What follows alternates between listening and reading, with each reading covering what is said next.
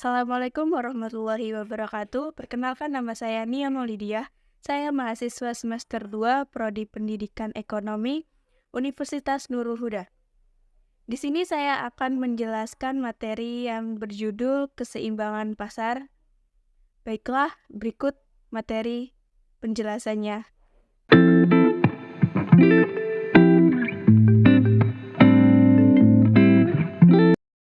Kita akan membahas tentang keseimbangan atau equilibrium. Keseimbangan atau equilibrium adalah keadaan suatu pasar di mana jumlah yang ditawarkan penjual pada suatu harga tertentu adalah sama dengan jumlah yang diminta pada pembeli pada harga tersebut. Ada 3 cara menunjukkan keadaan keseimbangan. Yang pertama dengan contoh pengurangan angka, yang kedua dengan menggunakan kurva permintaan dan penawaran, yang ketiga yaitu menentukan secara matematik.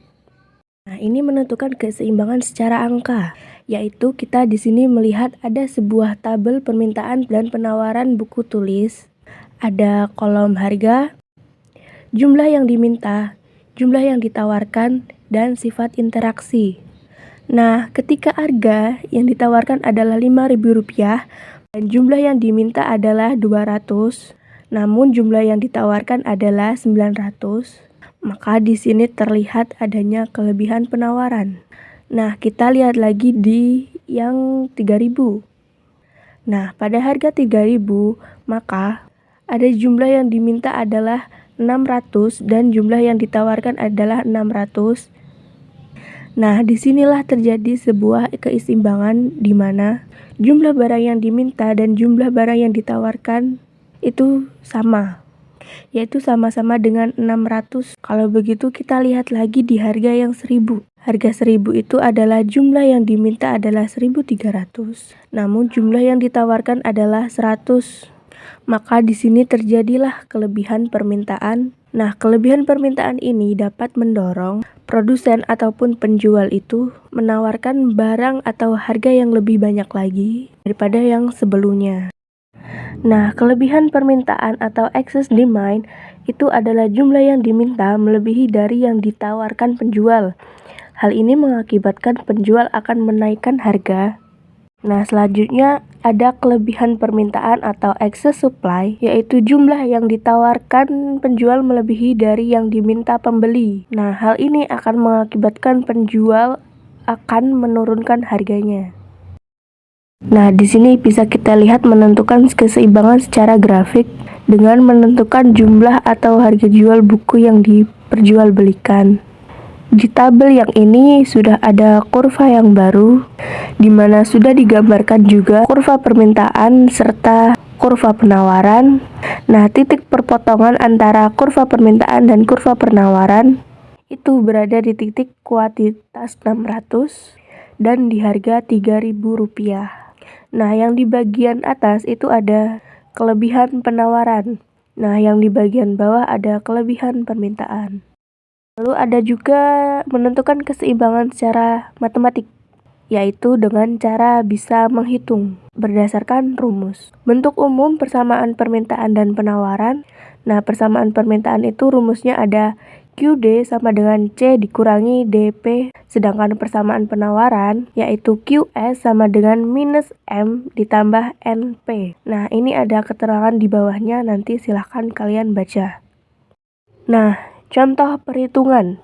Andaikan persamaan permintaan karet alam di suatu kampung adalah QD sama dengan 13.000 dikurang P dan penawarannya QS sama dengan minus 2.000 ditambah 2P. Berapakah harga karet alam dan kuantitas karet yang diperjualbelikan? Maka tadi rumus keseimbangan itu adalah kondisi di mana harga yang diminta atau barang yang diminta atau yang ditawarkan itu sama. Nah, maka dari itu kita masukkan dulu nih. Tadi yang QD sama dengan 13.000 dikurang P dan yang QS minus 2.000 ditambah 2P. Ketika sudah dipersamakan maka ketemulah titik P sama dengan 15.000.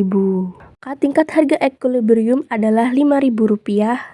Nah, di sini titik P-nya udah dapet nih. Lalu kita masukkan titik P ke dalam rumus QD dan QS tadi. Maka didapat QD sama dengan 8.000 kg dan QS sama dengan 8.000 kg. Perubahan faktor-faktor lain di luar harga yang mempengaruhi permintaan atau penawaran akan menyebabkan perubahan keseimbangan. Ada 4 kemungkinan terjadinya pergeseran kurva permintaan dan penawaran, yaitu adanya permintaan bertambah, yaitu yang bergeser kurva permintaan bergeser ke kanan. Yang kedua, permintaan berkurang, kurva permintaan bergeser ke kiri. Yang ketiga, penawaran bertambah, yaitu kurva penawaran bergeser ke kanan.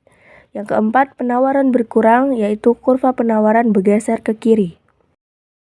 Nah, di sini kita bisa lihat perubahan keseimbangan. Nah, yang di sebelah kiri itu ada efek pertambahan permintaan dari titik D menjadi titik D1. Nah, titik equilibriumnya itu juga akan bergeser dari titik E menjadi titik E1. Nah, untuk gambar yang di sebelah kanan itu ada efek penambahan penawaran, di mana kurva supply itu bergeser ke kanan di titik S menjadi titik S1.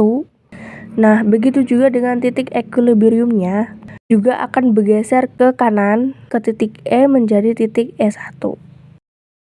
Nah, di sini juga ada digambarkan akibat pergeseran permintaan dan penawaran. Ini yang kemungkinan yang pertama tadi sama-sama bergeser, yaitu ini gambar yang kedua, penambahan penawaran melebihi penambahan permintaan. Ada permintaan dan penawaran mengalami peningkatan sama besarnya, maka kondisinya adalah sama, dan itu adalah kemungkinan yang ketiga. Sekian penjelasan dari saya. Apabila ada yang kurang paham, silahkan tulis di kolom komentar. Baiklah, saya akhiri. Wassalamualaikum warahmatullahi wabarakatuh.